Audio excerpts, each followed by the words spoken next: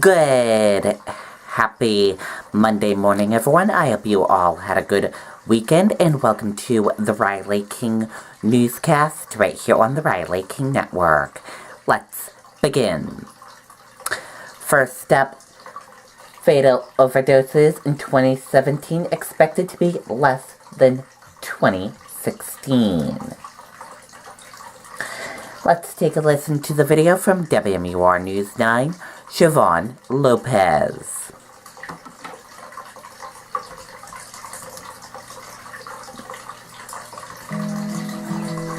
In this life, there are only so many things you can count on. The sun rising every day is one of them. In 1 second, the sun generates more energy than has been used in all of mankind's history. Reliable, powerful, valuable. Granite State Solar, helping New England capture the power since 2008.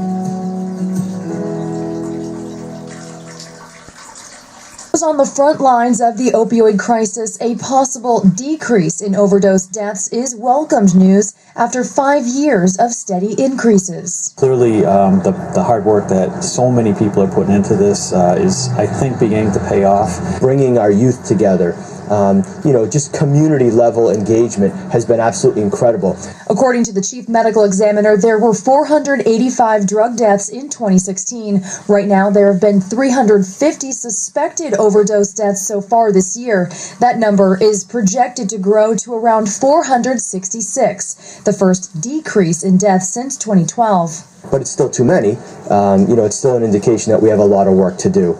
Law enforcement and first responders aren't hitting the brakes on their efforts. Instead, they're looking at what's working and how it can be improved. The state's two largest cities, Nashua and Manchester, have both seen a 25% decrease in overdose deaths this year. Officials say that may not be the case if not for the Safe Station program. Almost 3,000 people have come through looking for help, and we're going to make a difference in a certain percentage of those folks, and we're going to keep them alive and get them into recovery. Just weeks ago, Attorney General Jeff Sessions announced new efforts to combat the crisis nationwide, with nearly $689,000 going to New Hampshire, a number officials here would like to see go up. New Hampshire is one of the top 5 states that's suffering from this problem, and clearly they deserve to have more funding allocated to them to fight that. I think New Hampshire's writing the playbook. I think, in terms of enforcement, treatment, and especially in terms of the prevention efforts that we've had, I think it's something that we should all be very proud of. In Manchester, Siobhan Lopez, WMUR News 9.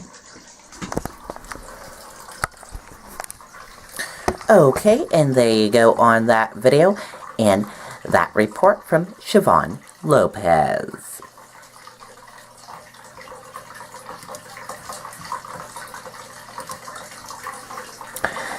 Tell us what you think. How will the launch of Bitcoin feature will affect the cryptocurrency?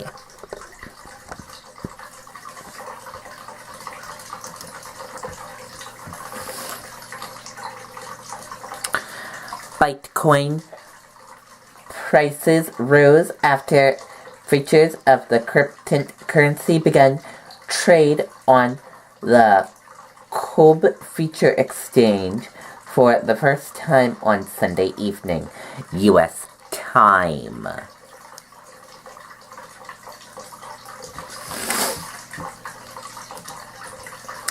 Massive California wildfire, now the 5th largest in state history.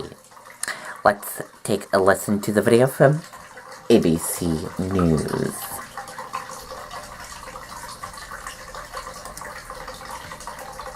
What do you think?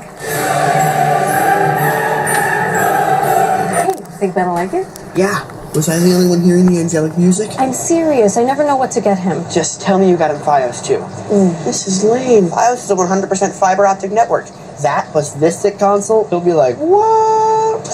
Your new tech is best on the 100% fiber optic network. So get Fios, now just $79.99 per month with a 2-year price guarantee with a 2-year agreement.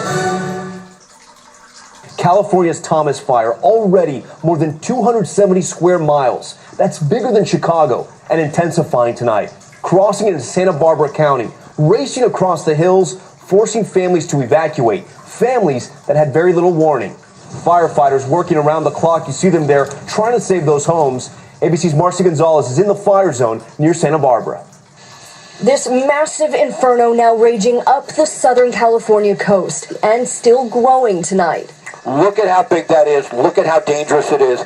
Overnight, those powerful Santa Ana winds intensifying, whipping the flames over hillsides and towards homes. This area was under evacuation 2 days ago, and we lifted those orders because we thought we were in pretty good shape. Residents here in Carpinteria startled awake this morning to find the inferno back at their doorstep. My neighbor across the street pounded on my door at 3 in the morning. Debbie, get out! Debbie, pack your stuff, get out! Those terrified residents sent scrambling, the flames closing in fast. In 10 seconds, we had the fire close to us from 30 to 60 to 100 feet high.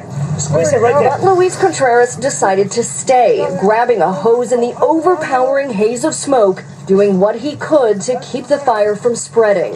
And his efforts paid off. The flames came dangerously close, but he was able to help save some of his neighbors' homes. Now the fight to make sure others in Santa Barbara County fare as well. This fire is definitely it's going to keep spreading for a while. But tonight, a glimmer of hope for the rest of Southern California. Crews getting the upper hand on 4 other fires, and one is now completely out.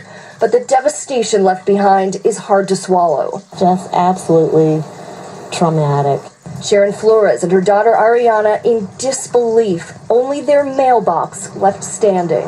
I was hopeful, that 50-50 chance. It just doesn't seem like it's real. We just spent Thanksgiving here. So sad to see those families returning home to what's left of their homes. Marcy Gonzalez along the fire line tonight. Marcy, a tough night for firefighters after what's already been a brutal week. Are they going to get any breaks in terms of weather? Oh, Tom, they sure could use it. You can see the flames and the smoke up there where they are so hard at work. The good news is the winds are dying down, but it is dry out here, and there is no rain in the forecast for more than a week. Tom? Marcy Gonzalez in the fire zone for us tonight. Marcy, thank you. Okay, and there you go on that report from ABC News, Marcy Gonzalez. And that does it for the Riley King Newscast right here on the Riley King Network. I hope you all have a great rest of your Monday, and I'll see you back here later on today for another newscast. Goodbye, everyone.